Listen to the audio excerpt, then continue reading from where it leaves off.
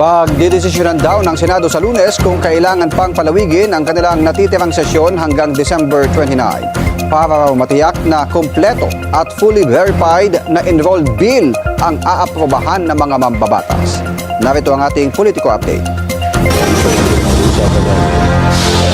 Nanindigan si Senate President Tito Soto III na hindi pipirma sa BICAM report kung ito ay summary lamang.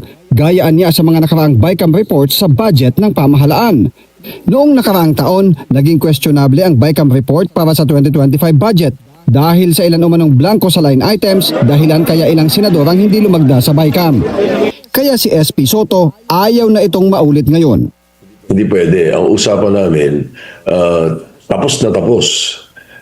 Enrolled bill na. Enrolled bill na bago namin i-ratify. In other words, yung lahat ng laman nun, malinaw, nandun na lahat, pati mga supporting materials, supporting provisions, andun lahat bago namin i-ratify.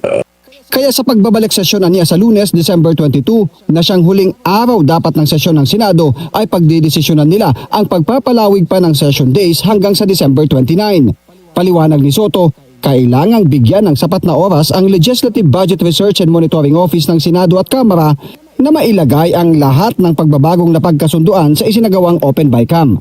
Pagtitiyak ni Soto, maipagmamalaki na transparent at malinis sa anumang insertion ang panukalang budget sa susunod na taon. Transparency and accountability na katulad na sinabi namin, yun ang talagang may pagmamalaki natin doon. There were no midnight deals, there were no last-minute insertions, no insertions whatsoever ang pinayagan namin. As long as we're there in the Senate, as long as I'm Senate President, I will not allow any insertion. Umaasa si Soto na kapag naratipikahan na ang panukalang batas para sa 2026 budget ay malalagdaan din agad ng Pangulo kahit sa December 29 pa ang target na ratification.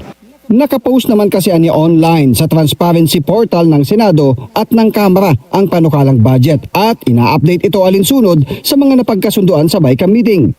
Maari na niya itong ma-review ngayon pa lang ng Malacanang para kapag naratipikahan na ay maari nang malagdaan ng Pangulo kinabukasan.